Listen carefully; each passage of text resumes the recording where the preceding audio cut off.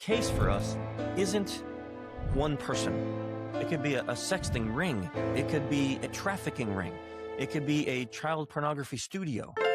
We're up to 597 cases handed into law enforcement. In this episode, Chris Hadnagy, the founder of both Social Engineer LLC and the Innocent Lives Foundation, shares how hacking, psychology, and a 16-year journey in social engineering led to countless predators being identified and reported. I think I was always a social engineer but didn't know it. I wrote this little program that basically would call the number and play this tone. Instead of getting free calls, it told the phone number to kill itself. So I daisy chained two 2800 baud modems, and I made thousands of calls in a few minutes, and the whole county just went down. So the next day, the police come, and I'm like, oh, that was me. Really sorry about that. It was a mistake. I spent 3 months and 72 hours in one time just working on that machine. I broke it. It's a 24-hour straight hacking certification. It took me 23 hours and like 40 minutes to pass. I bought every book I can find on neuroscience, brain chemistry, nonverbals, body language, influence, persuasion, manipulation, anything that I can find. The work that's being done by the ILF is effectively helping stop one of the worst, most disgusting things that could exist on the planet right now. Thanks for teeing me up on the question. I'd love to know if you could just kind of tell me where the Chris Hadnagy origin story starts. You know, it's kind of funny because I think I was always a social engineer but didn't know it.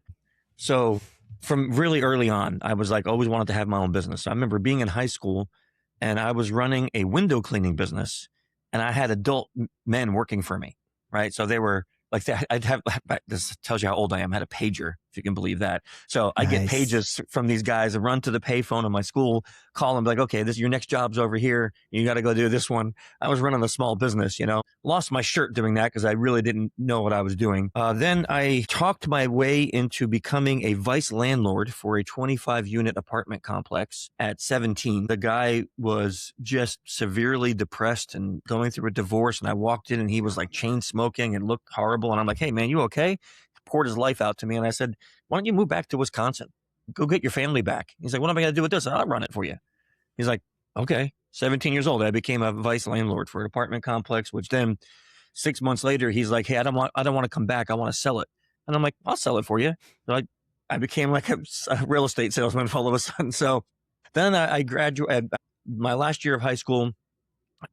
I started going to college during that time, and I wrote a war dialer. And I wasn't on purpose. I was a phone freaker, right? So if anyone knows about that history, you know, that's when like Captain Crunch came out with the whistle and the box. And then the dude everyone called Captain Crunch, he figured out that was 2600 megahertz.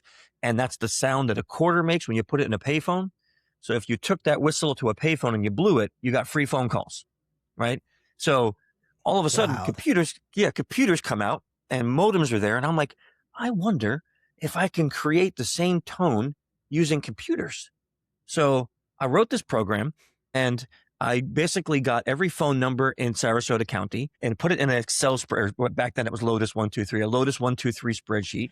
And I wrote this little program that basically would call the number and play this tone. Now, my problem was the tone, I was off a few megahertz. And instead of getting free calls, it told the phone number to kill itself. So to shut off for a period of time. So I daisy chained two 2800 baud modems. That's terrible. Nice. I'm really old together. And I made thousands of calls in a few minutes and the whole county just went down. So the next day the police come, you know, back then there was no laws. So the police come and go, hey, who did this? And I'm like, oh, that was me. Really sorry about that. It was a mistake. And they're like, yeah, don't do that again. That was kind of crappy. And I'm like, yeah, no problem. Sorry. And the dean was like, okay, you're out. And he booted me from college because he's like, yeah, you embarrassed us, yada, yada. So I'm like, okay, I want to do this for the rest of my life. But then, you know, I'm 18. So girls got in the way. I was surfing. I started making surfboards for a living. And then it's just a weird part of the origin story. I ended up coming up to Pennsylvania where I'd lived for a few years to see a friend get married. And at that wedding, 19 years old, and at that wedding, I met the woman who was now my wife. And I said, you know, let me just stay up north for like 3 months. And, you know, I'll see if I can win her over in 3 months. And because she had no interest in me. She had no interest in me at all. So I quit my job, moved up north for 3 months, got a job where she worked. I convinced them that I was a Lotus programmer, and I got that job, and I went to buy Lotus Programming for Dummies and Nice. read it overnight so I could be a Lotus programmer. Started the next day, and I just spent all my time trying to win this woman over. And after 3 months, we started dating, and so I just moved up from Florida to Pennsylvania. Took me 2 years to get her to marry me. She did not. She even broke up with me a couple times, so that was pretty crappy. But now we've been married 32 years, if you can believe that. So then up north, I became an insurance salesman. I was a chef for a couple of years. I became an IT director. I was an international negotiator for stainless steel in India and China. Yeah, I mean, this is crazy, right? And then I'm like, I want to go back to that hacking stuff. Like, that was a lot of fun. So I'm looking for a course online. And we were broke. We were newly married and broke. So I'm like, we found this company called Offensive Security. And they had this thing, pen testing with Backtrack. And it was $350. And I'm like, I'm going to buy That's a lot of cash when you're broke, though, man. I mean, that's a big bet on yourself right there. It is. When you're scraping together, It was, but my wife always supported me in these things. So I bought this course and I got addicted. And OSSEC, if anyone's interested, the way they do things is different than everybody else. They have a lab online that is just made up of every computer, printer, everything you can imagine, all virtual machines. And you don't just read, you actually learn how to hack those machines. So you take the course and they teach you how to write an exploit, how to fuzz things, how to break into Windows, how to break into Linux. So I was like immersed in this, like working at the day and then spending almost all night hacking away. 3 months. There's one machine inside that lab that the owner of the company had created this machine to be virtually unbreakable. And I took that as a challenge. So I spent 3 months and 72 hours in one time just working on that machine. I broke it. Nice. And after I got in, the owner pinged me. I guess he's watching the network and he's like, "Hey, you want a job?" And I'm like, "Yes, I would love to work for you." And he's like, "Take the cert, and if you pass, you got a job." So I signed up for the cert. It's a 24-hour straight hacking certification, and you have to hack these 3 things that you've never seen before. You have to write a fuzzer, write all this stuff. It took me 23 hours and like 40 minutes to pass. Like, it was terrible. I was sweating bullets. So then he says, "Okay, come to DC. I'm going to be there for a conference." I met him. He hired me. We're writing exploits. We're doing training. We're doing pen testing. And I'm fascinated by stories like Kevin Mitnick and Victor Lustwig and Frank Abagnale. And I'm reading these things like Victor Lustwig, 1800s, Frank Abagnale, 1950s, Kevin Mitnick, 1990s. But I'm saying their attacks are all the same. They're all psychology of human, but they haven't changed over hundreds of years. So why aren't we testing this? So I said to my boss, like, "Why aren't we testing this?" He's like, "I don't know. Why would it work?" And now we're talking like 2003, 4, 5. There are no words like phishing, vishing. There's none of that. So we go to this guy and a company we were pen testing, and I say, "Hey, can we try emails and some phone calls?" And he's like, "Why would that work?" And I'm like, "Just want to test it." He's like, "Okay." Literally, my very first phishing email was this: "Hey, this is Paul from IT. You have a problem with your IP address. I need to have your password." Sent me the password. I was like, "What? What the heck?" This is an actual phone call you made? That's a phishing email. Okay, right? You sent the phishing email to someone. So then I try a phone call and I go, "Hey, this is Paul from IT. Your DNS is exploited. I need to have your password to fix it." I mean, these words make no sense, right? And the guy goes, "Okay, here's my password, man. Please fix it. I don't want to have my DNS problems," right? And I'm like, bam, okay. So I write this report, and this is what changed my whole life. Now, this is 2007. I write this report. The boss calls me in, and he says, "Okay, Chris, so you did it. How do I fix it?" And I said, "Beats me. I got no clue. I just hack stuff." And he said, this is the thing that changed my whole life. He said, "If I went to my auto mechanic and I said, 'What's this noise?' And he said, 'It's your brakes.' And I said, 'Fix it.' And he said, 'I don't know how.' I'd never use that auto mechanic again." And I'm like, "Ooh, that's a really good analogy, sir." So look, you noticed, I mean, you can't see, there's like 15 shelves here. I have hundreds of books. I bought every book I can find on neuroscience, brain chemistry, nonverbals, body language, influence, persuasion, manipulation, anything that I can find to read. And I was reading them and making notes, right? And like maybe one of the most influential books for me was Robert Cialdini's Influence. And I'm reading this book and I'm going, oh my God, I understand why this works now. So I call the guy back. This is like a year now. I call the guy back. Hey, I want to try a phishing email, but I want to tell you why it's going to work. So I write an email with influence of authority, and then it works. And I go back to him. I go, it worked because this person was too afraid of an authority figure to say no. So he complied. So here's what you can do to empower that person. Bam, light bulbs went off. So my boss says, dude, you got to put this framework online. And I'm like, no one cares about this stuff. And he's like, no, this is really good. So I bought social-engineer.org. You can believe that was available. And then I put my framework online, 2008. And overnight, it went viral. Like, I wish I can say I was a genius, but this was like a happy mistake. I get a call from Kevin Mitnick's publisher, and she says, I want you to write a book. And I went, I am not an author. No way. And she's like, no, you have to do it. No one has put science behind social engineering. You have to. And I'm like, okay, I'll write the book. So my first book, Social Engineering, The Art of Human Hacking. Don't read it. It's bad. It's really bad, but came out in 2010. And I am getting calls from all over the globe, literally all over. Can you come, can you come speak? Can you do training? Can you help my company with social engineering? So I come home and I say to my wife, I want to quit my job. And I want to start a company that does only social engineering. So she says, well, how many people do it and how much do they make? And I'm like, nobody does it right now. We'd be the first. So I can't answer the second question. And she's like, I need to think about that. So at the time, she had just had our daughter. I was the breadwinner. So it was a big ask. But, she thought about it. She says, okay, let's give it a try. And that was 2010 when I started this company, Social Engineer. And we've been doing this now for 16 years. And I've written 5 books. So I know it's a really long answer to your question, but that is my origin story. Thank you. Thank you. That's exceptional. That's a hell of a story. There's no way around it. That's a really great story. Yeah.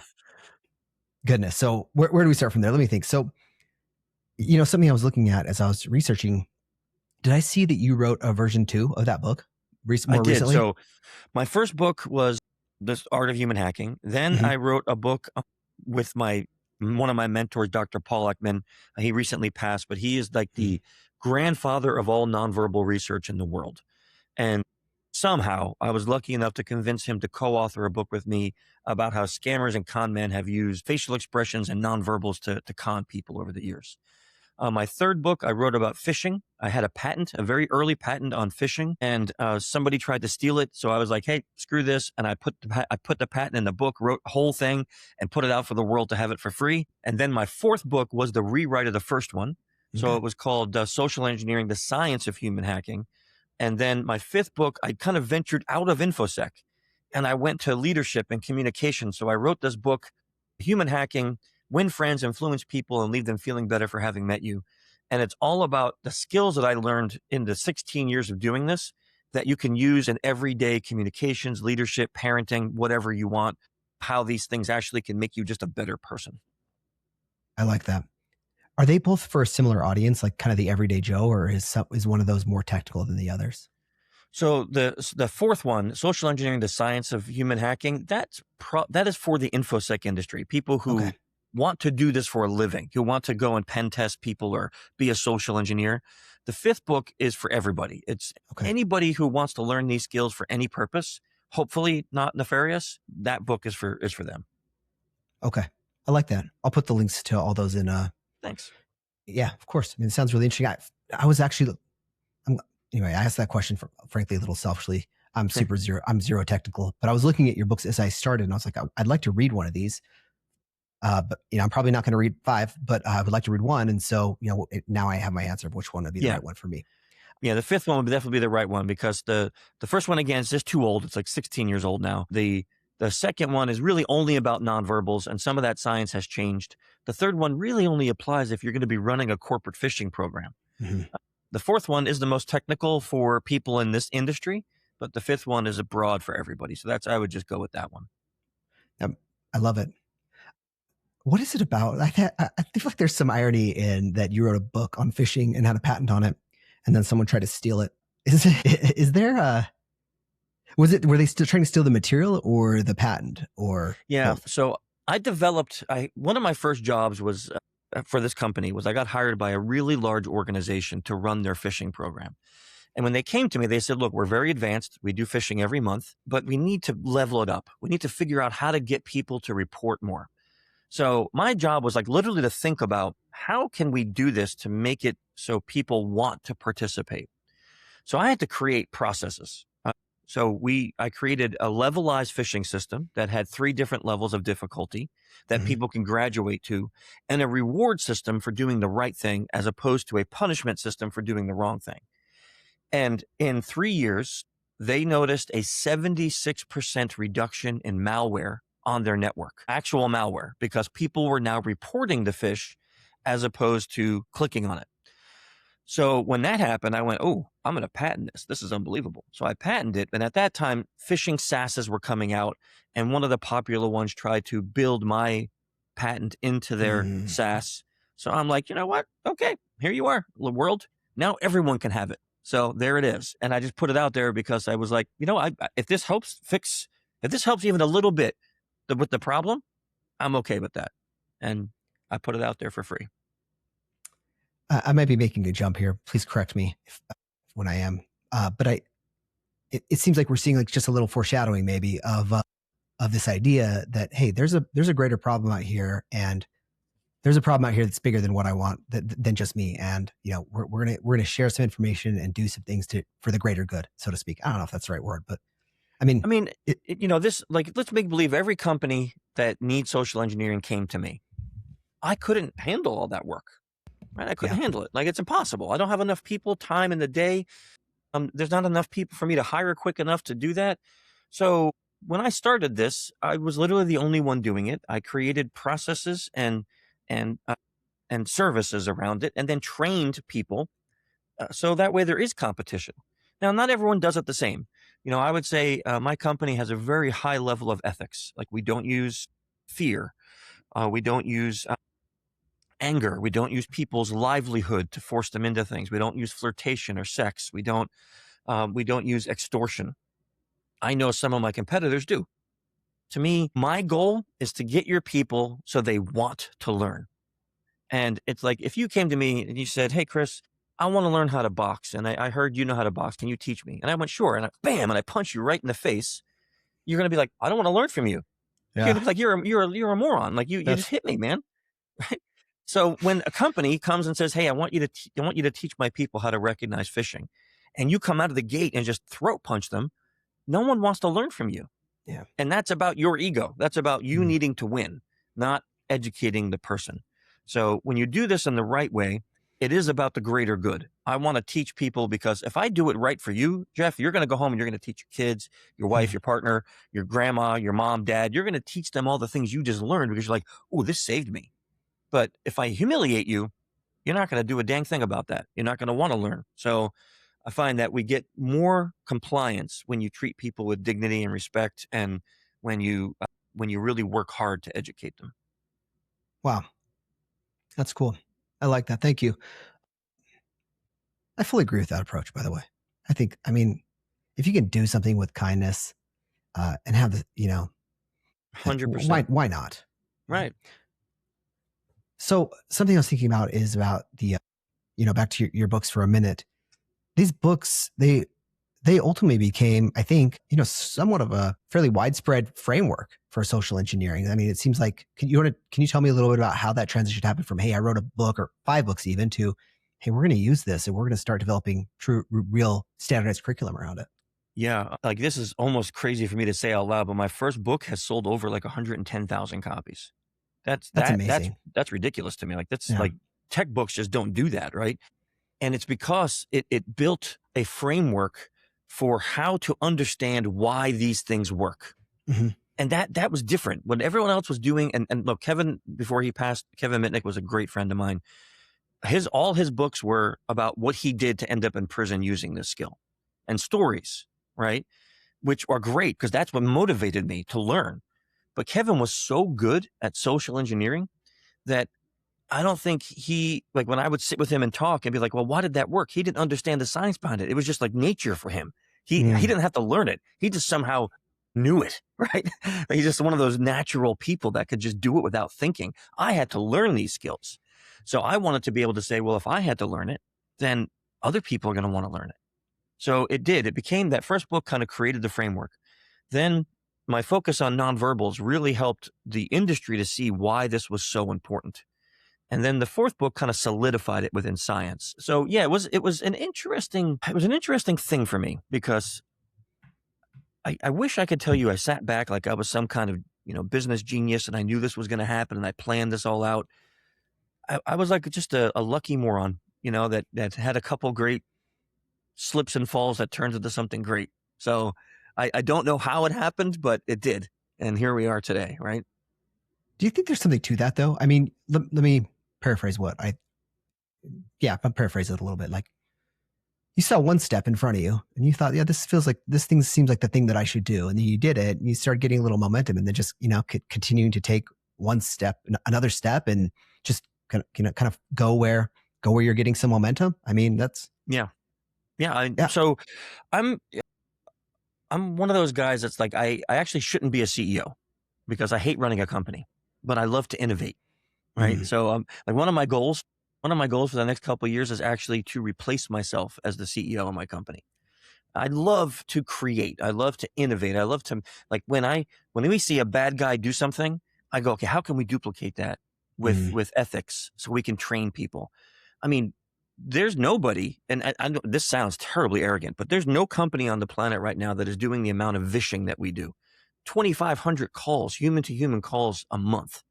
Like, that is massive. Wow. Nobody's doing that, right? I've spent over 21 million phishing emails in my career, right? We're talking the level of data that I have done for this industry is unsurpassed. And I love that part. I don't like running a company. So I think what you said is accurate. I saw something, I saw a little window and I went, let me take that risk.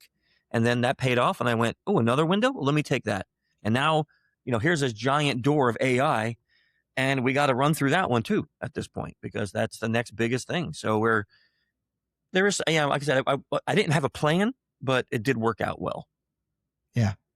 I'm glad you brought up AI. I want to talk about that. But before we do, I'm curious, frankly, I know what phishing is with a PHISHING, but I don't know what vishing is. Can you tell me about what vishing is? Yeah. So we have the four main vectors. So we have phishing, which is emails, vishing, which stands for voice phishing. So that's phone calls. And believe it or not, that word entered the Oxford Dictionary in 2015 as a real word, if you can believe that. That's wild. Yeah. Then there's smishing, which is SMS phishing. So that's like where you get a text message. Then there's impersonation, which is either breaking in a building in person or impersonating someone on LinkedIn or impersonating someone on a social media.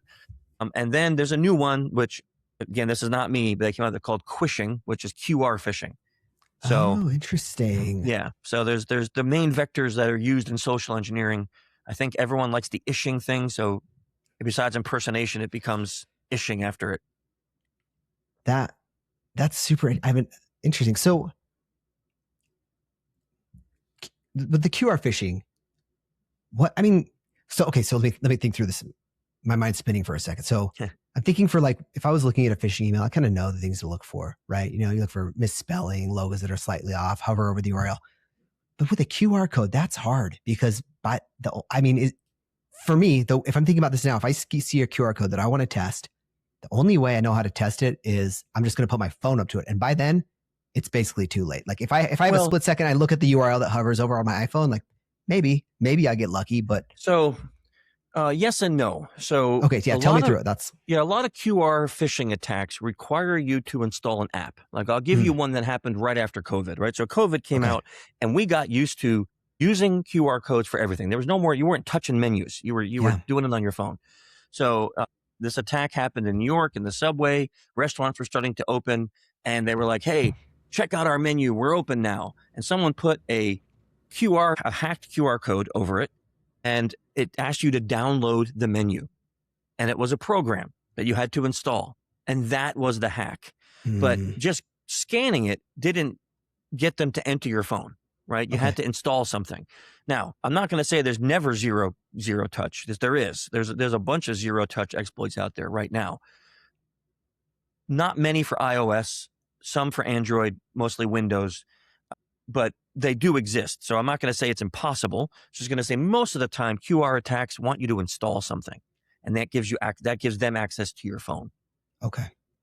But so I didn't mean to interrupt you. To say the rule of thumb for me is don't scan a QR code in an untrusted place, right? If I'm in a subway, that's not a trusted place. If I'm at a restaurant and on the table is a QR code that says, here's our menu, okay, I can trust that, but I'm not going to do it on the street, in a subway. Mm-hmm. Hey, you want to see my website? Scan it. Nope, not unless I know you. I'm not doing that. Okay, that's a good. I think that's good. I mean, I feel like that applies so much to other things too, right? Just trusted everything. Source. Yeah. Yes, to everything, especially today with AI. Yeah. So you mentioned that you're an innovator, and then you just enjoy innovating. That's what you said. You said you enjoy innovating. So I'd say that's an innovator. And then we talked about AI. What are you excited about innovations that are coming, or that you think that are either, kind of on the horizon, or you think we need to be working on? So right now, the fight with AI is far surpassing the defense, right? Mm-hmm. So the offense with AI is just, it's 150%. Deepfakes, cloning, all of that is just so easy and so simple that you really don't need skill to do it anymore. So the attack surface is massive. What we don't have is the ability to detect and defend. So what I'm excited about is my company is working on some of these things because, again, like I said, we have such a massive data set from all the attacks that we have done over the last 16 years. And I've saved all this data that we can use that to now train models to be able to detect deception, to be able to know what a phishing call sounds like, know what a smish looks like, know to scan a QR code and sandbox it and see if it's bad. Well, we're working on tools to help with the defense of social engineering attacks because I remember when I first started on all of this, you had to really have skill to exploit something. Like you had to know how to write shell code. You had to know how to plant things and fuzz a program and figure out where the jump spot was to put the code in there. Now you don't. On the dark web, you can buy fraud GPT for 1,800 euros a year, and it will write you exploits. It will do phishing emails. It will scan websites for malware and plant malware. It will give you vishing scripts. It will literally do the hacking for you. You just point it in a direction. So you no longer need skill. All you need is a little bit of money. And if you look at threat actor groups, I think a researcher, I don't want to misquote, but I think it was Black Basta. I think that a researcher did the count on what they were paid publicly, and I think it was 104 million last year.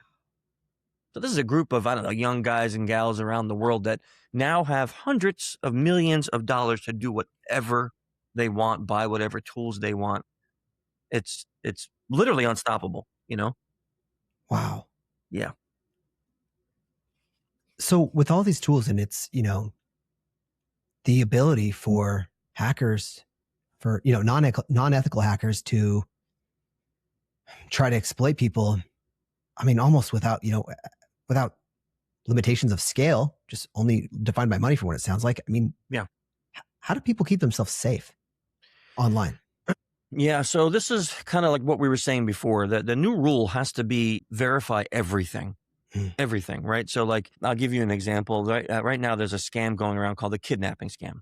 So what they would do is look for, videos of your young daughter where her voice is there. They clone her voice. They clone her phone number. They call you from that number. In the background, you hear, "Daddy, help me. Daddy, help me." This guy says, "I'm going to do something bad to your daughter unless you Zelle me money or Cash App me money while we're on the phone." And you're like, "All I have is like 10 grand. Okay, well, that's what I want." So fear, you do it. And then, you see her number, you hear her voice, it shuts down all critical thinking, right? And you send the money. And then, moments later, of course, you call her and she's safe. She's no danger. There's a number of cases in this country that this has worked on parents. So I'm sitting there saying, okay, how do we do this? So I made a code word with my daughter. It's a word that I'll never say to anyone else. She'll never say to anyone else. It's a word that we don't normally use ever. And I know that if that scam were to happen, I say, ask her the code word. And if they don't have the code word, I know it's fake. And I told her, if you're ever in trouble, you text me that code word and you send your location, I will move heaven and earth to be there. So we have a word, we have verification system, a human like MFA basically, that will keep us safe from that scam. When my grandma was around, I did the same thing with her. Grandma, here's a sticky note. This is our word, right? Let's just say it's flamingo. If I call you and someone calls you and says, I'm so drunk and I'm in jail and I need money for bail, what's the code word? And if the person doesn't know it, if it really is me and I'm too drunk to remember, let me sober up in jail. I'll call you back when I'm sober. But if I don't give you that word, you don't send a dime, right? So we create processes like this nowadays to where if I can't verify that it's true, I automatically default to don't believe, right? Because you could see a video on a social media that's completely deepfaked. You can hear an audio that's completely fake and it sounds like it's real. I mean, during the last election, a hacker group made tens of thousands of dollars calling a Democratic state with Biden's voice, asking for donations to his campaign and giving a URL. And people were donating money because they could verify. I'm like, look, if you're whatever Republican, Democrat, whatever it is, if you really want to donate to that party, go to the official website and donate. Don't do it based on a phone call, right? Like, do it on the official website. I tell people that even with charities. Like, you want to support my charity? Great. Go to the website and do it. Not because someone pinged you on LinkedIn or someone called you on the phone with a URL. Go to the official site and do it. That way you know your money's going to where you want it to go. I think that's good advice. Wow. That's slightly terrifying. Yes. I think. It is. Very terrifying. Because now they don't, one of the things that's happening with our teens in this, actually globally, not just this country, but is something called sextortion. So one of few things will happen. Either they will use nude pictures that they got from, let's say, a young girl, and they'll chat up a boy as if they're that girl. They'll get the boy to exchange photos or videos, and then they'll tell him, I'm not this girl. I'm a 38-year-old man in Africa, and you're going to go steal money from your parents, or I'm going to release this video. And they actually tell them there's only two ways out of this. One, you do it, or two, you kill yourself. And there have been a rash of suicides in this country because young men don't normally go for help. So they commit suicide. The second thing they do is sometimes they use deepfake technology to take a photo of a clothed person and put them in a sex video. And then they extort them. I'm going to release this and no one's going to know it's not you unless you steal money from your parents or unless you do this or that. And the year and a half ago, DHS opened up a special division just for sextortion, focusing on the Ivory Coast. That's where a lot of it comes from. In one day, they had 4,000 new cases in one day. So it's not just a little bit scary. This is a lot scary because the very skills that I use every day to help educate companies is the same exact skills that these people are using to harm our kids, to harm our daughters, our girlfriends, our wives, our sons, and everybody. Wow. Yeah, sorry, dark. No, thanks for going there. I'm just thinking about this. I mean, look, this is important stuff to be aware of, So it is. Something I was wondering of is, when would you say that kids are old enough to, I love this idea of a two-factor authentication, effectively. Hey, what's the code word? Like a legit code word that only you know, only you and the person know. How old would you say that people could or should start doing something like that with their kids? Because I feel like there's a balance. Like, you want to keep your kids safe. You also, you want to let kids be kids. I don't know. Is there an age, or what do you think? There is. I think when you decide that your child is going to have a cell phone, that's the time. That's a good call. When a child is going to not be at your side 24/7, like maybe their first sleepover, right? They need to have the ability, if they feel unsafe in that house, to have you come and order them to come home without them having to ask.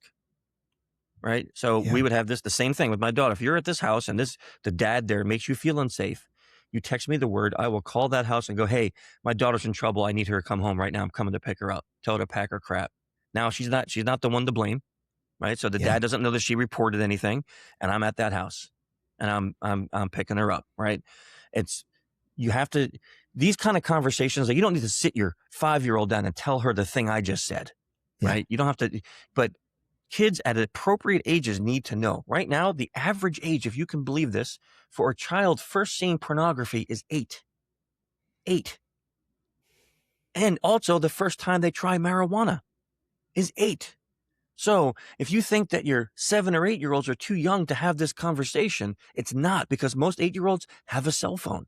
And some parents aren't talking to their kids about pornography. And you can find pornography anywhere. You don't even need to search anymore, right? It's out there for free. So kids are being exposed to this content, which, again, this is really dark. But if you look at the science, sexual violence against women is linked to early age pornography viewing, because pornography teaches men that women are just here for our pleasure and that they enjoy all these horrible things that they see in these videos, that it's actually fun for them.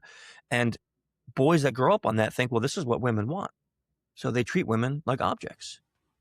And so having that conversation is vitally important, to tell our sons, this is not an innocent little thing to go look at porn. It's not innocent, because it will train your brain to view people differently and to not have respect and not have empathy. So I think from early on, we got to teach our kids, like, if someone tries to show you this, you got to be, no, I don't want to see that. That's going to ruin my brain, because that curiosity is going to be there. Come on, we're guys. We know we all grew up, you know. Yeah. I mean, I grew up at a time when there wasn't the internet. We had to go steal Playboys or something, but we all had that curiosity. Yeah. So we It's got all to there. find that balance with our kids, you know? Yeah. And girls are curious too. Yes. I mean, both. yeah. So you're Both. absolutely right. Yeah. Wow. So something that stood out to me just now is you mentioned a couple of times, like that's like there's some, it can feel like a little bit dark when you talk about topics like these. Also, interestingly enough, these are also things that I think everyone wants to protect their kids from. Yeah. But I think not everyone is willing to shed some light in dark corners. I think a lot Yeah. of people don't know how to have these conversations, Oh, wow. right? Like, I mean, I grew up in a generation where your parents didn't talk to you about sex ever, right? Yeah, I mean, it was like it's a true. no-go. So, Yeah. Like, first time I heard about this kind of stuff was, I'm already a young adult, right? So some parents are afraid to broach those topics with their Mhm. kids, and some parents don't know how. So, like at the ILF, at my nonprofit, I'm sure we'll talk about that. We have whole pages dedicated to how parents can speak to their kids on these topics at age appropriate levels, because how you're going to talk to your 13-year-old, not the same how you're going to talk to your 6-year-old, right? Mhm. But kids need to feel empowered that if someone tries something, here's the actions you can take, and there'll never be repercussions. If you do something, like we would tell our kids, look, somebody talks you into sending a nude picture. Okay, tell me. I'm going to be a little disappointed, yes, but I can help you fix it. As opposed to if now that guy is forcing you to do something because he has this picture of you, or he's humiliating you by sharing it with friends. Tell me, right? And I'm your advocate. I'm not your adversary. Yeah. Most kids don't want to, because they feel like their parents are going to kill them if they come and say, I did this thing, right? And that's really the parent's job, is to assure their kids that the first thing you're not going to do is say, how stupid are you? If that's the first thing out of our mouth, that child's never coming to us again. They need to know that we're the safe space and that we're there to save them from whatever stupid thing they did. Because I'm not sure about you, I did a lot of stupid stuff when I was a kid. A lot of stupid stuff. And I wish I had a parent that was willing to be like, come and talk to me, we can fix it. Yeah. So I want to be that parent for my kids. Yeah, you're spot on. Do you think those two things, that fear and lack of education, go together? Because my thought is, people are scared of it because they don't know how to talk about it. I just feel like that's like a vicious cycle. But and the more you don't talk about it, the scarier it gets. So I feel like just getting a little education, right? I mean, yeah. I have a good friend. He's a House representative in South Carolina, and his son committed suicide. Literally walked past him, said goodnight, went in the bathroom, and put a gun to his head because he was being sextorted. And he'll be the first one to tell you that he never spoke to his kids about this topic. And it gives me goosebumps to think about it. And now he's an advocate. Now he travels the U.S. talking to parents about how to talk to your kids, because all his kid needed was someone to say, I'm being threatened, I'm being hurt. And he didn't have that. So now he says, you need to tell your kids about this. It has to happen. You don't want to be the parent sitting there saying, I wish I did. If I did, they would still be alive.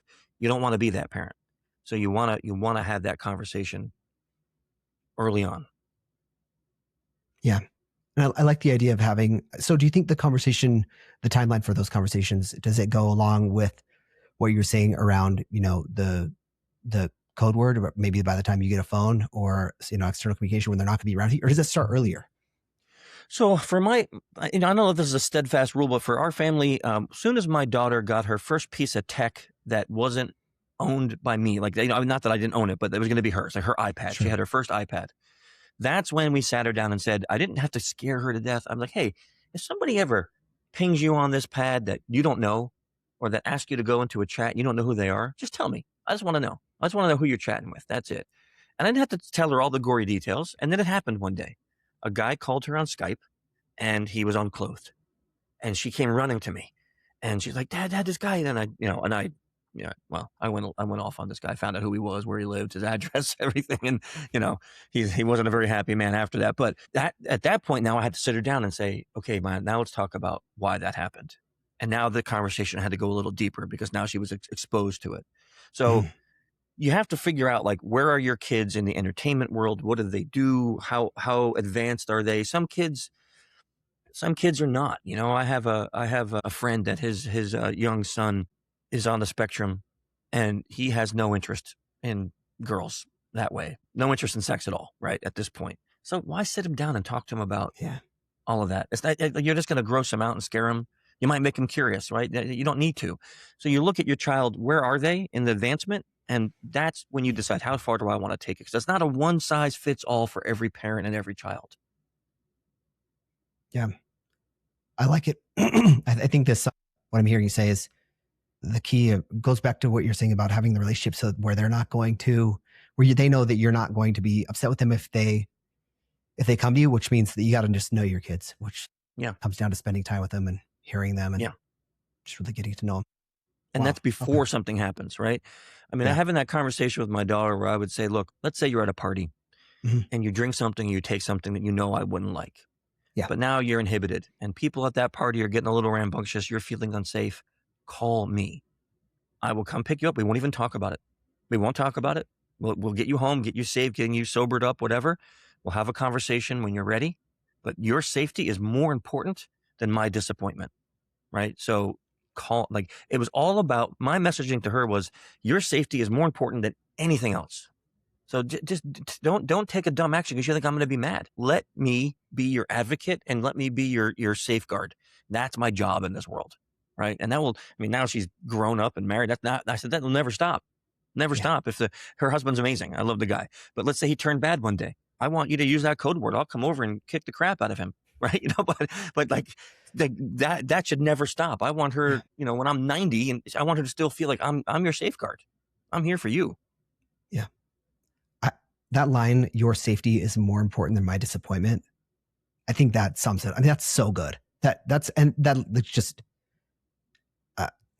nails it. How I think, again, I can't think of a single parent who's having these conversations or who's not, who would say that your safety is more important than my disappointment. Wow. I love that approach. And it's really important because I've seen too many times with kids and with your parents where the first thing, they get hacked, like a romance scam. I was working a case and romance scam. And the first thing her son said to her was, Mom, how can you be this dumb? You just ripped her dignity away, right? Not only has she just got scammed and not only is her heart rebroken, but now her son just called her an idiot.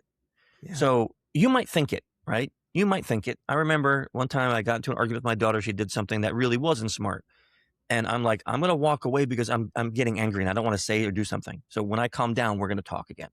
Right. And that was more important to me because I can blow off and say something really mean. And now our relationship is ruined. And she's not going to come to me next time. She's not going to trust me. So that when you say your safety is more important than my disappointment, you have to believe it. It can't just be words. Yeah. You have to believe it and you have to live it when they come to you because they're going to test you out one time. And I remember I was on the meeting, sitting here on my computer, meeting with a law enforcement agency. And I get a text from my daughter and it's the code word. And I'm like, oh my God. And I said, guys, I got to go. My daughter's in trouble. And I left the meeting with this law enforcement agency, got my car, got her location. She was like a half a mile away. She had fell skateboarding and she was bleeding and she couldn't talk. And I showed up and I'm there within a minute and a half. And she's like, that worked. And I'm like, yeah, I told you. And she's like, well, I thought you were in a meeting. I was, but I told you. That word pops up.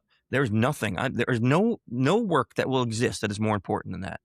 I picked her up, scooped her up, put her in the car. We got her home, got her all patched up. And now she knew that that was real. That word hits my phone. That is real. Yeah. Right. So they're going to test you, and you have to prove to them that what I have to prove to her, that your safety is more important than my disappointment, is real. It's not just words. Yeah. Right. They have to know it's true. Because in that moment, the words will go away. How they felt, and those actions will stay.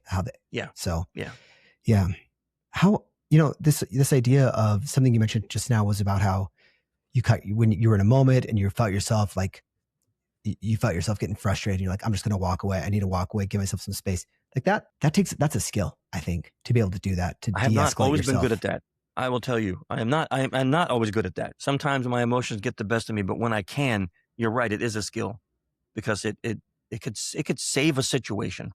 It really can. Whether it's your marriage, whether it's your kids, whether it's an employee, whether it's your boss, right? Having the ability to say, my emotions are going to get the best of me at this moment. I would like to take a 5-minute break and calm down. Yeah. Right. If anyone reasonable can't do that, then that's not on you at that point. Right. How did you develop that skill? Years and years of failing and having a really good therapist. I was a very angry child growing up. I used to fight for fun. I used to go out fight. I was part of an actual fight club, like that movie. Like we would go at night and fight just for the heck of it. I enjoyed it for some reason. Like getting hit and hitting other people seemed like fun. So I grew up in a very violent atmosphere. So when I first got married, I was never violent with my wife or anything, but I had a lot of anger. So yelling, I'm also Italian American, so very loud and boisterous. So I had to learn this over time that, this anger doesn't get us anywhere. And I think it was also becoming a social engineer that helped me realize, because the first part I always teach anyone in my classes is you have to know you. If you're going to influence anyone, you have to know you, because you have to know what your strengths and what your weaknesses are. So I know for me, I can be very direct, very aggressive, very blunt, and that's a strength, but it also can be a very big weakness when I'm talking to, let's say, my daughter, who I shouldn't be aggressive and blunt, because she's going to take that as, oh, I'm afraid of you now. I don't want to trust you. So when you know that, if you're self-aware enough, then you can put stopgaps in to try to control, right? You can try that. Again, I'm not always perfect at it, but I can talk about it, and I know it. I'm self-aware. So I can feel when it's happening. And if I can get that control under me, then I'm more easily able to control that. Again, not perfect, right? My wife will I don't know anybody. There are a few people that are pretty darn good, but I think just acknowledging it. I like the way that you said that you just first becoming self-aware, acknowledging, hey, this is something I need to work on. And then, that's a big first step. I remember I fixed this big problem with my wife once. We used to argue all the time because she would come to me with a problem and I'd come up with 10 solutions. And sometimes I'd even start implementing those solutions for her. And she would just get mad at me all the time. So I don't know when this was, 7, 8 years ago, maybe longer. She comes into my office, says, I had to talk to you about something. And I stopped and I said, hey, before you go, can I ask you, is this a just listen to me conversation, or is this a I want answers conversation? And she goes, just listen. And all of a sudden it was like, oh, I know my job now. All I have to do is just listen. And I did. And and at the end, she's like, thank you. And I'm like, that was that easy? Literally asking one question before we have this conversation. And then sometimes she'd even come back later on and go, okay, so now that you listen to it, do you have any ideas? Yeah, here are a few, right? So it ended like this decade-long argument by just literally asking one simple question. How do you want me to handle this conversation? Done. I'm like, why did I not figure this one out 30 years ago? That's it. That's elite level. I think that's your elite level training. You had to level up a few times to get to that skill. That's funny. What a good story. And also, because that's something that's simple, but that's not the way I think a lot of guys are not wired that way. And so I think that's a good skill to learn and good point. Well, if you want to sit here and say I've been married 30 plus years, you better learn it, because I have no desire to be married to anyone else. She's my best friend. And if you want to keep it that way, it's got to be a two-way street, Yeah, no, that's true. I love that. That's an accomplishment, man. 30 years. Yeah. It is. A lot of our Solid friends work. are not. So it's. I feel really proud about that because we have a lot of friends that are maybe on their second or other marriage, and we pushed through some really hard times, really difficult stuff, and still there. So It's yeah, cool. she's amazing. I love that. Something you were, well, I don't have a good track. All right. I want to do a bit of a pivot here, and yeah, let's do a pivot. So something I'm interested that frankly, while you were talking about your, your conversations with your daughter and others, popped into my mind was the work that you're doing and I don't know if it's OSINT or OSINT or what you call it, what the term is. I call it OSINT. OSINT, yeah. Okay. So I'm fascinated by this idea of OSINT, and I wasn't familiar with it, frankly, before. When I was prepping for this interview, I was reading about OSINT, and I did an internet search for what is OSINT. So that's my level of knowledge on it outside of that. But I'm really fascinated by this work. So I was wondering if you could tell me a little bit about that and then the work that you do in OSINT. Frankly, here's what I was thinking. I'm wondering if there's some open source intelligence gathering that was happening while you're having these conversations with your family members. But that's here nor there. So anyway. Of course. So OSINT, like you said, it stands for open source intelligence. So what that means is anything that you don't have to pay for or, break into or something like that. So that could be something as simple as, and I'm sure you've done this, you're going to a new restaurant, you do a Google search, I want to see the reviews. Is it good or bad? Sure. That's OSINT, right? Or it could be deeper where your son comes home and says, hey, I want to go to sleep over at Johnny's house. And you start looking up his dad, his mom. What do they do? Do they have a record? Are they good people? I've never met Johnny's dad. I want to know more about him. That's OSINT, right? In my corporate work, OSINT is the lifeblood of everything we do, right? I cannot perform a phishing or a vishing or smishing attack if I don't know about the person or the company that I'm attacking, right? I have to know. What are your hobbies? What are your likes? What are your dislikes? These are the things that will get me to get success when it comes to this, right? But on the nonprofit side with the Innocent Lives Foundation, OSINT is vital because for us to get a law enforcement involved, we can't do anything illegal or vigilante. We're not allowed, right?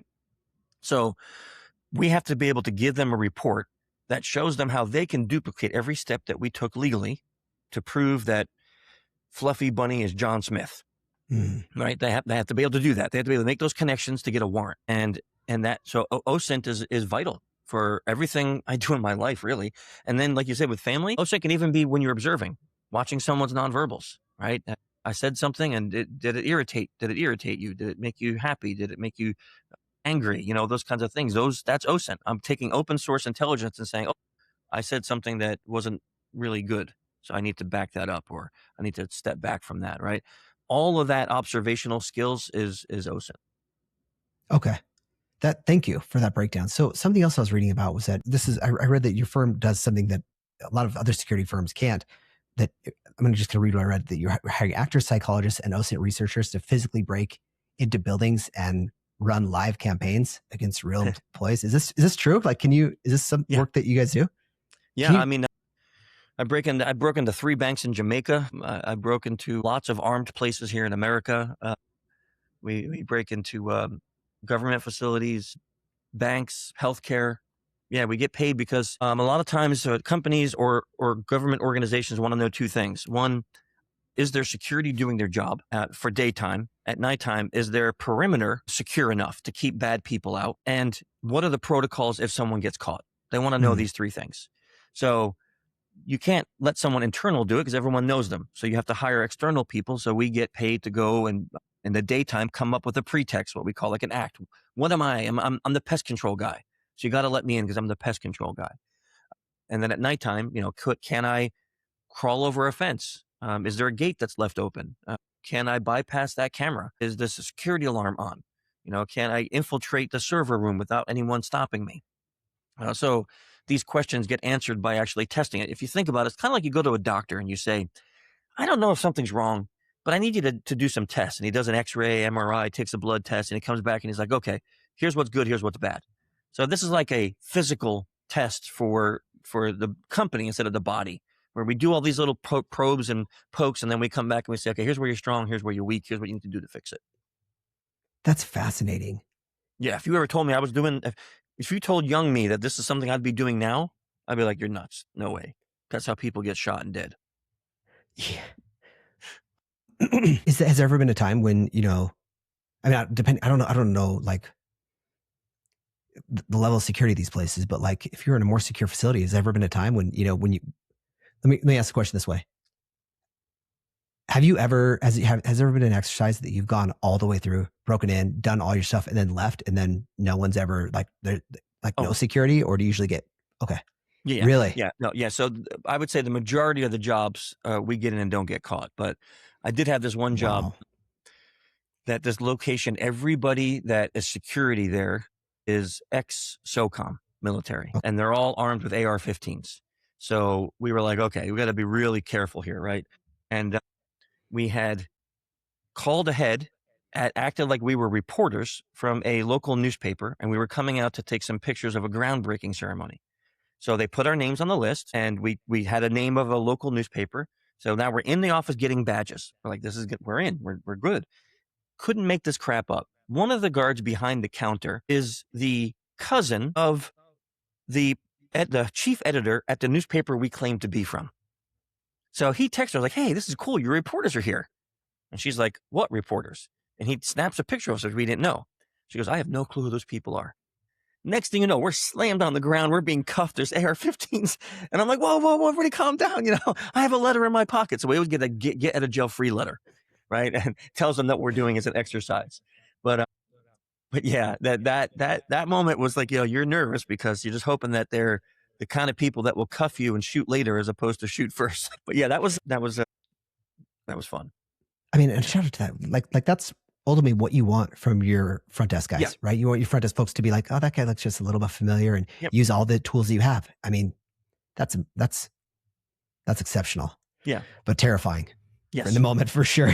You're thinking, oh, I really hope that letter is either laminated or that didn't stick in something wet on the way in here. Or, yeah, it's going to be bad real quick. Yeah. Oh, that's so funny, we've been fortunate that all the places we have broken into, that the guards have been well trained enough that it's not a shoot first, ask questions later kind of atmosphere. So we've been fortunate enough for that to be the case. Do you usually go on this work, or do you usually send other people? So there's only been twice now in my career that I sent a team without me. And both times I was really ill. One, I had COVID, and then another, I was really ill. But normally I go, because I've been doing this so long that the team finds confidence. But, sometimes I go, like, I want a job with 2 brand new team members, and I'm like, hey, you go in and do this. I want you to be the first one in, right? And give them the chance to experience the high of doing this without having me right there, as a safety blanket. And I got to say, she did amazing. This one woman that worked for me, she did amazing. Her first time ever. Really great. When people go, well, actually, I feel like there was more to that story, and I feel like I might have jumped on the tail end. Do you have more that you want to tell on that story? Yeah, I could. So, it was a fascinating job because it was a very large energy company, we'll say. And we were tasked with getting to the specialized computers that control the market. Now, we weren't to touch anything, but if we can sit at a computer and move the mouse, we proved that we could have crashed a whole country. We could have sold $1 bajillion of fuel or whatever and ruined an economy. And that was the test was for. This woman has a hearing impairment. So she used that. She got into the office, walked in because there was no front desk security. And she walks up to one of these computers that a guy had just walked away from, and she sits down. She starts moving the mouse. The guy comes back and he's like, hey, what are you doing at my computer? And she's like, oh, I'm trying to look for Lisa. And the guy goes, Lisa Smith? And she's like, yeah. And she's sign language at first, right? So he goes, I don't know sign language. So she pulls out a pad and she starts writing, I'm looking for Lisa. And he goes, Lisa Smith? And, yes, Lisa Smith. And he goes, oh, she's upstairs. Go that way. And just lets her go, right? Because the hearing impairment, which was real, you can fake having a broken arm, you can fake having a broken leg, you can fake stitches, but you can't fake a disability because that's rude to the disabled community, right? Like you wouldn't act like you were mentally impaired, deaf, or blind if you weren't, right? But she has a cochlear implant, so she used that perfectly, and it just showed this guy didn't question her. She's a woman and she's impaired. So she was sitting at the dangerous computer using it. And he just said, oh no, you got to go upstairs and go that way. That's wild. And let her go. Wow. So when you look at these types of, well, actually, so what did can you say what her kind of a story was to get in the building? So the way this building worked, it was a multi-story building, and one or three floors was this company. So she just took the elevator to a floor underneath them and then took the staircase up and waited for someone to come out because the staircases were all locked, waited for someone to come out like during a break time and just entered the door. Wild. As they came out. So nobody questioned that. So do you think, I mean, so that was actually what I mean. My follow-up question was like, when you hear about, adversaries doing stuff like this, do you think, is it mostly more organized things like the reporter example that you used, or is it more like people just, sitting behind or, walking closely behind someone else, getting in a door they shouldn't be getting in, and then the person in front of them not asking questions? So that's a good question because it depends on the goal of the attack, right? So China is very well known for elicitation. They're awesome at it, right? They do multi-stage elicitation. So let's say you're a nuclear physicist and you have something that they really want. They'll invite you to a conference to be a speaker, and they won't just come up and ask you questions, right? What they'll do is they'll have students ask you this set of questions. Oh, and then researchers ask you this set. And then, another group asks you this set. They're getting the whole picture, but in your mind, you're only giving people pieces, right? They're great elicitation. But if the goal is like to steal, and this has happened to like, Booz Allen or others, like to go steal plans, to go steal something for a new plane or something like that, then they might tailgate in like that, just come in the door and use a USB key to go steal something. So it really depends on what the goal of the attack is, on how they'll enter the building. And that's why we try all of it, because we got to tell you, when we say to our client, what keeps you up at night? Like, what is the worst thing that can happen to your organization? And they go, this. We go, okay, this is what we do to test that. And then we do that. Wow. That's fascinating. When you look at organizations that are, pretty buttoned up, what are the things, are there any common traits that they have that you see when you talk to an organization or you go through their tests that, hey, these guys really are well secured? Yeah. They have a well-trained security staff. They have physical security everywhere, like cameras, RFID, and they have a staff that is empowered. This is the biggest one. A staff that is empowered to ask questions, right? Sometimes people don't feel like they have the right to ask questions because, there's always new people here. So why would I ask? But when we find companies where staff are like, I don't recognize you. What are you doing here? What department do you work for? Or who's your manager? That has single-handedly stopped us in places, right? We were breaking into this bank in Jamaica, and we got into the tell center. And I say to this young lady, hey, I need you to log into this computer. We got to do a test. And she does. She just logs in. So now we're sitting there, and my buddy Ryan, he's hacking the whole bank. And a manager comes out, and she says, what are you doing here? And I said, we're finishing the PCI test. She goes, who's your point of contact? And I totally forgot the guy's name. And I'm like, let me look it up. She goes, no, you would know it. Come with me to security. So she brings us down to security. Now, she did her job right, but this is where everything went wrong. She drops us off of security. She goes, these guys aren't supposed to be in the building. Take care of them. And I said, oh, man, she got mad because I forgot my point of contact. And while we were going downstairs, I'm looking it up. I forgot Mr. Smith was our point of contact, so she got mad at me. I said, how about this? I'll call him, and you can talk to him. So we have a guy outside in the van who's going to play Mr. Smith. So I call, and this guy comes out. Oh, this is Mr. Smith. Security goes, oh, yes, sir. Their names aren't on the list. I'm sorry. I'm traveling today. I forgot to put their names on the list. So the security guard goes, okay, well, what should we do with them? Well, let them finish their test because I hired them to do this test. So bam, hands up the phone. Guard says to me, he says, finish the test. Where do you got to go? I said, we got to go to the server room. He goes, okay, I'll take you. He takes us to the server room. So, if they had listened to the manager who did the right thing, we would have got booted out. So when people are empowered to take that step, like to say, no, you would have known this right away. Come with me. She could have won the day, right? If we got booted because of that. That's amazing. Wow. What was Mr. Smith a real person that you're in this case? I mean, obviously not his name, but yeah, he was okay.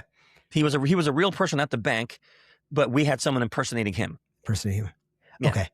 What do you do? What would you happen to do if, let's say, I mean, maybe this is a fail-safe, but like, do you have someone who's like trying to actually sound like him, to actually impersonate him? Or is it just like, it happens to be like a, Yeah. So what we had figured, this was quite a large bank network, right? So, and he was okay. the CISO. So what I had figured is that the security guard probably never spoke to Mr. Smith. So all he needed was a Jamaican accent and to sound like he could be Mr. Smith. That was it. So we just had a local that was working with us that, like, if we call, you're Mr. Smith, right? And then he just played the part. So it was easy That's enough. wild. And it worked. Yeah. That's incredible. Wow. What a story, man. That's neat. And yeah, I like this. Is I'm thinking, you were talking about, you know, this idea of social engineering leaving people feeling better than when they're done. And I mean, I'm hearing this story and I'm feeling better at the end of it. Like, it's, you know, you accomplished your job, but Yeah. it's really, you're ultimately empowering these companies to know, hey, this is a weak spot and this is what we got to do differently. And so let's just be a little better. Yeah. So usually when we approach afterwards and we do the education, I would say 99% of the time, people are smiling and like, man, you really got me, because we didn't use a pretext that made them fear their job. We didn't say, like, if you don't do this, you're getting fired. We didn't have one of my female employees flirt with them, so now they feel like they got used. We didn't use any type of fear-based, like Mr. Smith saying, if you don't let them in, you're out in the street. You know, we didn't do any of that, because that, when they find out it was a test, they're going to now be non-educatable. So yeah, our goal is always to think of what we think will work, and then not to use something that will leave them feeling used or bad. I like that.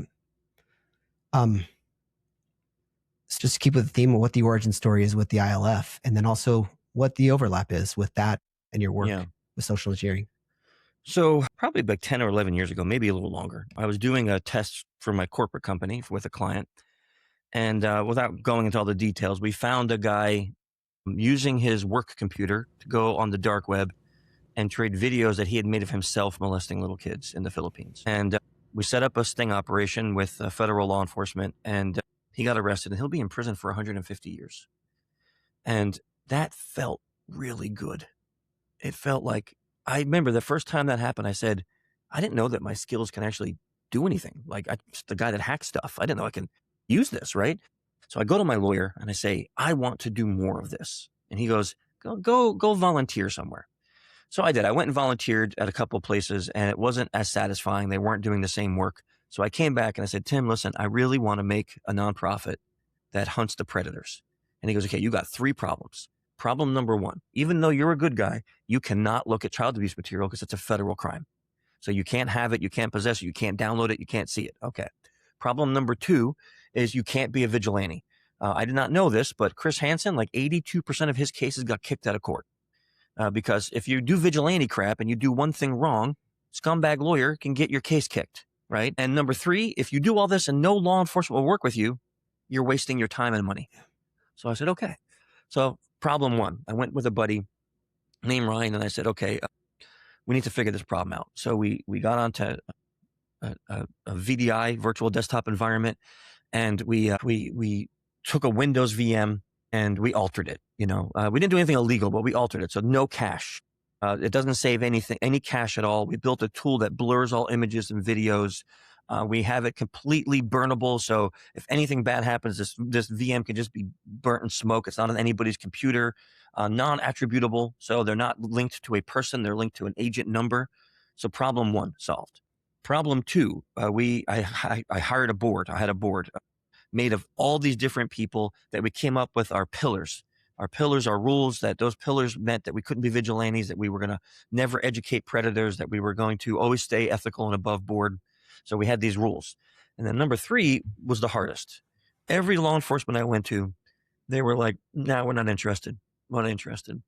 And then something happened that, I don't want to say I was lucky, because this is really terrible. I had a friend whose 11-year-old daughter got groomed into sending some pictures over Instagram. And he called me because local law enforcement said they couldn't help. And we had located the guy. So I went to federal law enforcement that I was speaking with and said, hey, look, I know you said interested, but I have a case and I actually have the person. Will you take it?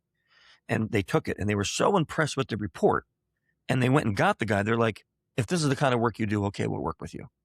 So 2017, I launched the Innocent Lives Foundation. We became a 501c3. I honestly thought, we'll have 5 or 6 people. Maybe once a year, we'll get together in a hotel room, hack away at some stuff, hand in a couple cases. That first year, we did, I think, 12 cases, and I was like, this is amazing. We have 50 volunteers right now. I got 2 employees, a therapist and a COO. I just stepped down as CEO, and we have a brand new CEO, and we're up to 597 cases handed into law enforcement. And we've stuck to those rules the whole time. We don't do vigilante work. We work with every major law enforcement in the U.S., local law enforcement in the U.S., and global law enforcement. And they accept our reports, and some of them even come back to us and ask for help. So 8 years had gone by, and we're doing things I never thought we'd be able to accomplish. So it's something I'm really proud of. I'm a volunteer, so I'm not an employee, so I don't get paid for working at the ILF, even though I founded it. It's my passion project. So if and when I ever retire, that's probably what I'll go do full time. Is that, right now I'm in the pit with we have a predator identification team. We call it the pit, and I'm with those guys and gals in there who are just amazing people. A lot of them ex-law enforcement, current law enforcement, dedicate their time, their spare time, to helping do the worst work on the planet, having to go on the dark web and find these people, and then locate them in the real world. And they're good at it. They're really good at it. So I can't say enough good things about the ILF. It's an amazing origin story, and to still be here, because a lot of nonprofits don't make it after. I think what I heard was a year and a half. A lot of nonprofits don't make it past that. The fact that we're here 8 years, shows the dedication of the team. The work that we do speaks for itself, and we've been blessed to have a lot of really great people at the organization. That's amazing. So two things stand out to me. One is the number 597 cases you worked on, but I mean, that means that I think in my conversation with Lee, he told me that I can't remember what the number it is. It's either one predator can attack either several hundred or several thousand kids. So, I mean, if they're a serial predator, it can be up to 400 kids. If they're a non-serial predator, it's somewhere between 8 and 12. Okay. And if you think about a case for us, isn't one person. It can be It could be a sexting ring. It could be a trafficking ring. It could be a child pornography studio, right? It could be dozens of people in one case. So when I say case, it's not 597 bad guys that got nabbed. It could be thousands of people, right? So when we talk about that, I let people know, like, the work that's being done by the ILF, and I'm saying the ILF, not me. The work that's being done by the ILF is effectively helping stop one of the worst, most disgusting things that could exist on the planet right now. I'm not naive enough to think that someday we're going to wake up and it's going to be gone. I know that problem's not going to happen, not because of us. But if I can make a 1% dent in that, if I can help a couple thousand kids have a better life, man, I can go on my deathbed knowing that I don't care all the stuff I did in social engineering world. That doesn't mean anything. I can go to my deathbed knowing, Chris, you actually did something really good here, and you absolutely did. I mean, because sure, it will happen in the world, and that's tragic, and it is the most despicable thing. It is. But to that family of whoever those kids that were impacted, that's the whole world, man. Yeah. And that's really impactful. Yeah. Has it been hard? We get cases sometimes from parents who report, and the letters that we'll get from them thanking after we help them is maybe some of the best things that we can get, right? Because it's like to read these letters of thanks for how their kids are safe. We had this one case, this young girl was groomed by this adult man, and she was in love. So she was going to run away with him, and he was coming to pick her up. And we ended up getting him nabbed. And her dad called me 6 months ago. She graduated high school. She went to nursing school. She's working in a nursing home, and it gives me goosebumps, right? Another young girl was groomed and was also going to run away with her guy. And she was self-harming also. And she went to college, and now she's an art major. It's like you hear these stories of these kids that we've impacted, that their lives have become different and better and saved. And you just sit back and you're like, I really don't ever tell those stories, actually. I think that's the first time I ever mentioned those two stories. But you sit back and you think, wow, that happened. Like, we did that. Our group did that, and and it feels good. I may never meet those kids, right? I may never meet them, but I know that that one dad, his daughter had some ceremony that she was a part of, and he said, "We're going to Zoom it. Would you like to be part of it?" And I watched her in the ceremony, and it was just like, I sat there like, I don't even know these people, and I'm not related to them, but you know, here we are. I'm a part of their family now because of what we did for that case. That's impactful. That's something you can't ever take away. No, totally. I mean, and it's something that you did for them that no one else could do. Yeah. That's neat. Is it hard to step away, to step out of your leadership role? No, you know what? No, I thought it was going to be when we first came up with the idea of doing this. I sat back and I was like, man, but I started this. Like, this is my thing. And that was the wrong thinking. And then I started to look at, like, what is the role of a CEO? And it's really to be the person who is spearheading the organization and keeping everyone accountable and moving forward. I'm so focused on in the pit that I wasn't doing that job properly. I wasn't. And the organization was great, but we were fractured. Everyone was going different directions. So we brought on Christy Nordman. You should have her on. She's amazing, amazing woman. And basically what she does for her career is she goes into companies that are failing and she makes them work. So we brought her in as CEO, and she's doing that for us. And in 2 months, the amount of organization she brought to us is unbelievable. We're a well-oiled machine running at 100 miles an hour. And I'm like, it made me say what I said to you before. I want to step down as CEO for Social Engineer.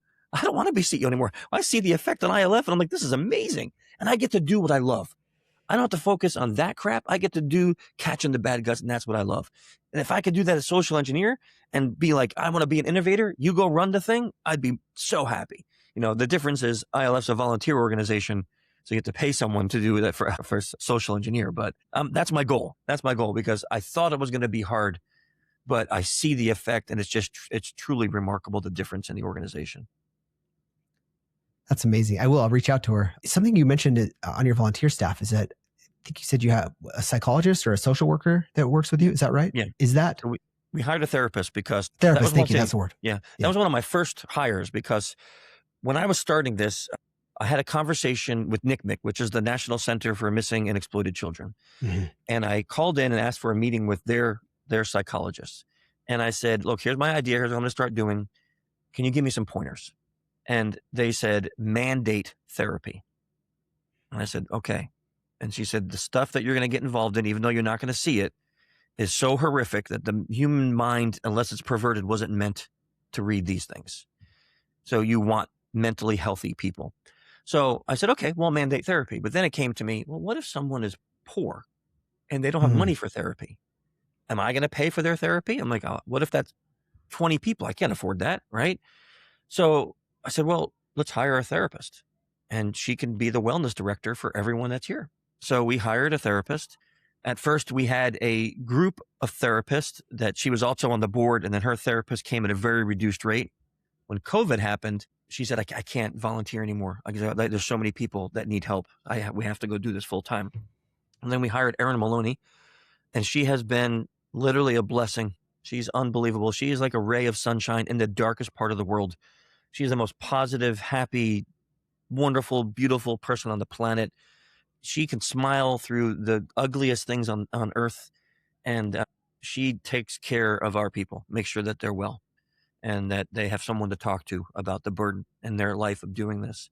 And so, yeah, she's been there with us now for years. Just truly remarkable person, and has a history in child trauma therapy. Oh, wow. So for her, the subject matter is not new. So she's able to handle it herself. So she's great. That's amazing. Yeah. My question was going to be around if they were helping you with, like, going after bad guys, or if they were helping helping your staff. You answered that, but did they also help with kind of understanding psychology of this, or do you guys already kind of have that dialed in? So yes.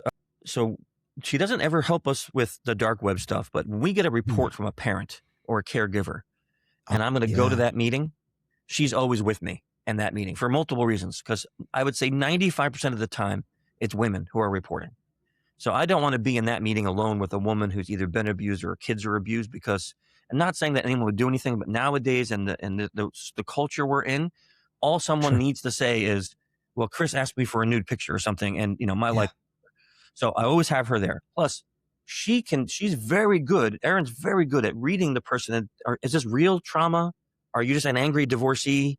Like what is this? She helps me get to the point. Are we really going to be able to help this person or not? So she's a great help on those calls. And then she always, if someone's really having a burden, she's always there to offer, here's a couple numbers you can call. Here's some therapy numbers you can call. I can help you find a therapist in your area.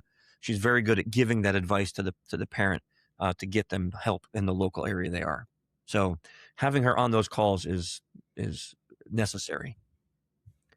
That makes sense. Do you find that most people who report are like legitimate, or or like, what is the, I don't know, is there a percentage that are kind of just like you said, like they're angry about something else and they're just using this as an outlet? Yeah. So I can't tell you a statistic, but I can say that a large majority of people who report, they're going through a divorce and they have no proof. So it's like, we can't find you proof, right? Like, we can help you get the proof. If you think he has pictures, we can tell you how to get them off the computer. If you can find proof, we can help you get it to law enforcement safely and forensically sound. But I can't hack his device illegally and get proof. I can't produce proof. And I can't take someone's name. Like, you can't go on the dark web and search Chris Hadnagy and link it to a moniker. It doesn't work that way. So if you have emails and monikers that you think he might be using, I can go look on the dark web for that. But a lot of times people come and I know something happened and you don't have proof. We tell you, okay, here's the steps. First, report it to local law enforcement. They'll start an investigation. Have your child forensically interviewed, right? That's important, because if a child discloses to a forensic interviewer, then they have to disclose that to law enforcement.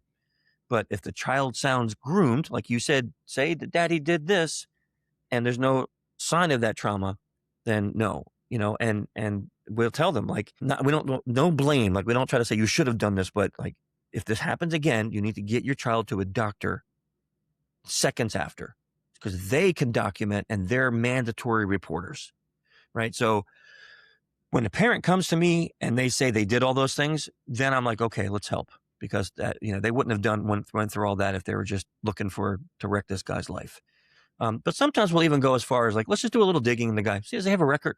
Has he done something like this before? Because that might help us see, like, okay, is this feasible? So we always take those seriously, but we've had some real crazy ones. I mean, I had somebody call me and she was convinced that her husband was trafficking her teenage son. Her son won't speak to her. So what she did to get his attention was she went into the husband's yard and lit off M80s and then bashed his mailbox. And she's like, and I want you to help me find proof. And I'm like, first of all, no, that's, we're not gonna be able to help you with that one. Sorry. We had another woman call and she literally had her whole room wrapped in tinfoil. I'm not even kidding. She got on camera. Everything was in tinfoil. And she's like, I know they're listening, so it's like, sometimes we get ones where it's really obvious, like, this is not what we do. I'm sorry. We help children get out of really bad circumstances, and, the government spying on you is not our thing. So yeah, so we've had a few funny ones, but most of them are not. Yeah, I bet. I mean, wow. Okay, you mentioned the dark web. What is the dark web? Like, I don't even know that I have the right definition, understanding of what it is. Yeah. So the dark web actually started as a science project from MIT and the U.S. Navy. It was a way that they put together these private VPNs that then they could trade science papers, even in countries that were, banned from doing things like that. Quickly, though, the dark web was used by some MIT students to do drug deals. And And then quickly after that, it got used for pornography, which seems to be everything that man makes gets turned to some kind of sex thing quickly. Nowadays, the dark web is it's a massive, massive network of what they call Tor nodes, and those are just computers around the globe that are set up to connect to each other to this massive network of servers that hosts anything you can imagine: guns, drugs, humans, pornography, counterfeit money, hacking services.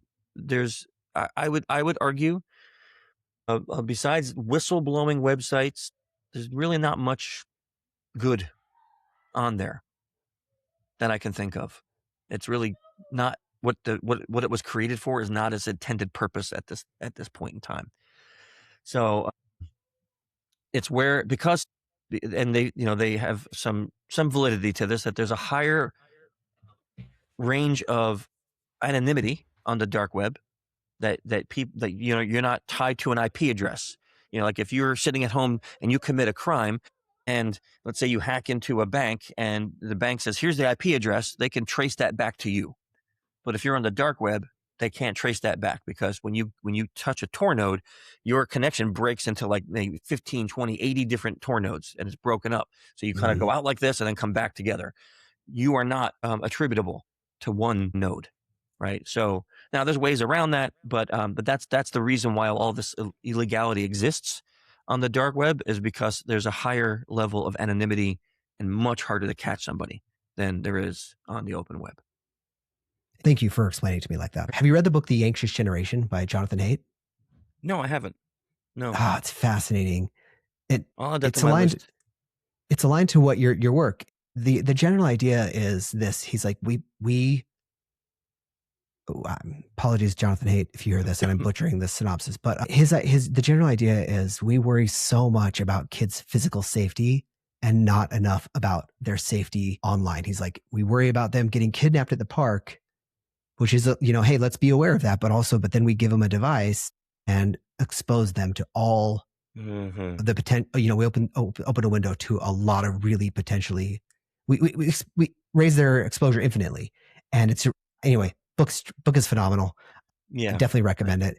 And I agree with that, though. Yeah. I mean, we do spend a lot of time, and I think because, kind of like what we've been talking about here on the podcast, I think it's easier. I mean, a lot of parents nowadays have become like the iPad parents. Like, hey, you want your kids to stay occupied. Hey, you look at this, right? And then they've lost that communication touch to talk to them about these things, right? And I do think, though, that this younger generation, they're a lot more open to therapy than our generation was, and that, I'm under the belief that everyone should have a therapist, because therapists, you could say things to them that you can't say to anybody else, and their job is to help you. Right? I'm a big believer in that. I agree. With this idea of devices, like it's hard to keep your kids all the way off of devices forever. You just can't. We know that's not going to happen. Do you have any thoughts or recommendations on devices that are out there that are a little safer or more easy to use, or things to stay away from? Yeah. So again, I'm not saying I'm the rule set, but this is what we did in our family. Sure. My daughter was given devices, and things were locked depending on her age, right? So we had a monitoring tool on her phone that blocked certain websites, blocked words, blocked that if it turned it off at certain times. So like at 10 p.m. for bedtime, it no longer, nothing worked but the clock and the audio, so she can listen to music. Oh, nice. We had all those things. And as she got older, we lessened those things, right? We lessened it. And then as she hit teenage years, of course, teenagers need their privacy. So we had to lessen that even more. But we always had these conversations.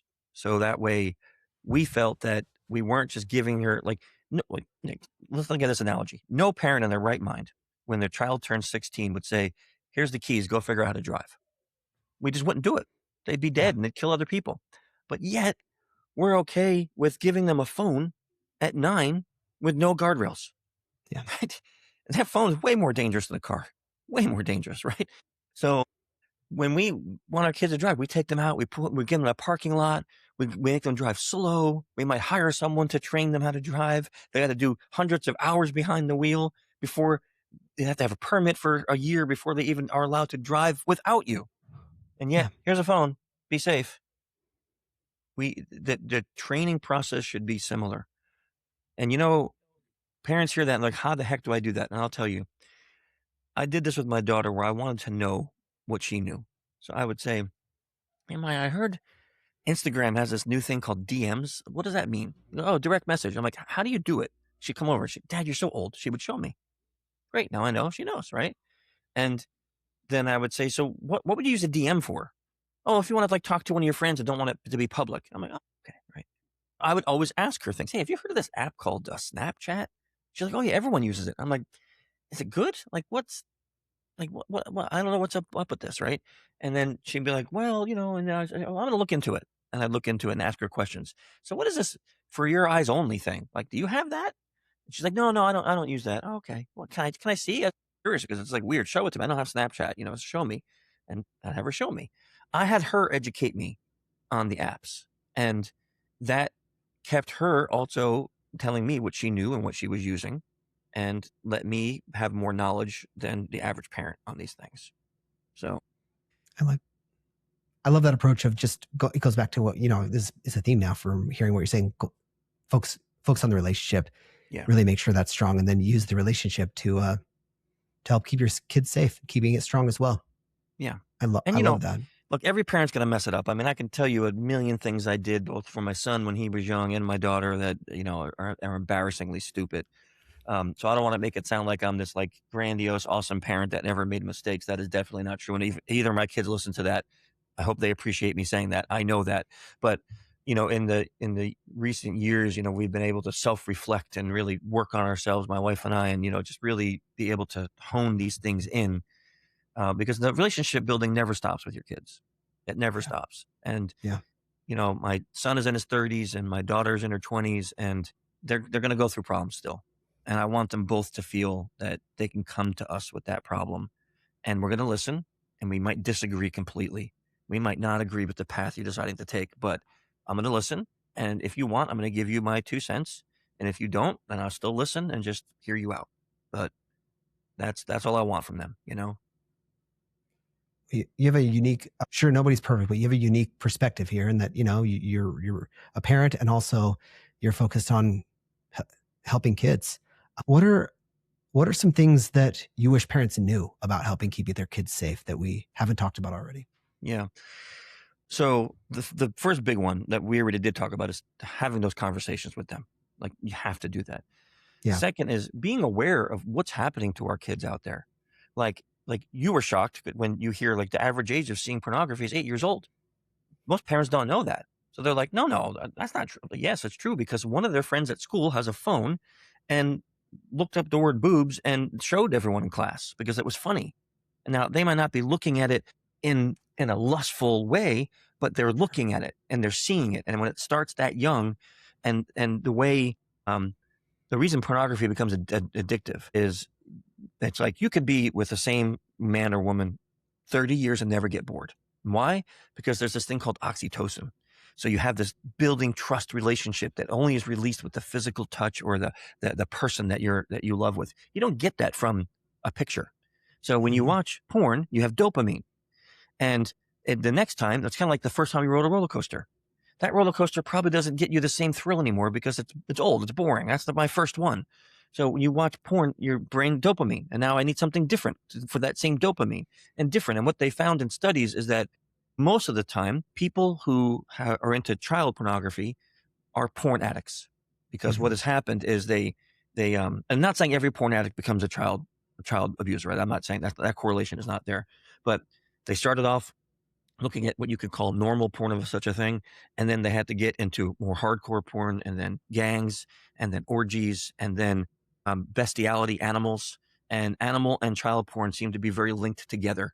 A lot of times when these guys get arrested, they also have animal porn in addition to child porn on their machine. And you imagine now if somebody in our age group who couldn't even have access to porn until they were in their 20s when the internet was around, if now my kid at 8, he got a very short runway. By the time he's a teenager, or they're already addicted. And nowadays, I mean, I'm not saying it was better. Pornography has always been bad, but it, sound I'm like a grandpa. Like in my day, It was literally like Playboy. It was just nude women, Yeah. you know, nude men. That was it. There was no choking. There was no punching. There was no bondage. There was no, you know, violence. There was no spitting. There was like none of this stuff that happens today that just tells boys and girls that this is the way it goes. And anybody who's married or is with a partner knows that actual intimacy never looks like it does in the movies or pornography, ever. It's designed to look that way, to drop that dopamine. But when a young person grows up viewing that, and I think this is what, to answer your question, this is what parents need to know, is that it's not a little harmless thing that people just do. It can actually alter the way your child thinks about other people if they become addicted to that.